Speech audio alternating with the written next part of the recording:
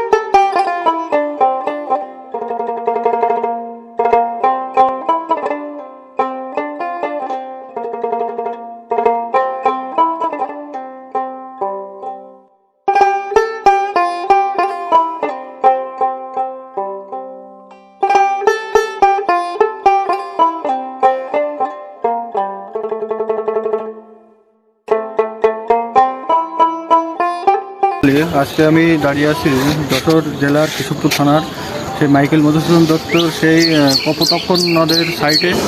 তো মাইকেল মধুসূদন দত্ত এই কপোতাক্ষ নদের পাড়ে বসে তিনি অসংখ্য কবিতা লিখেছেন।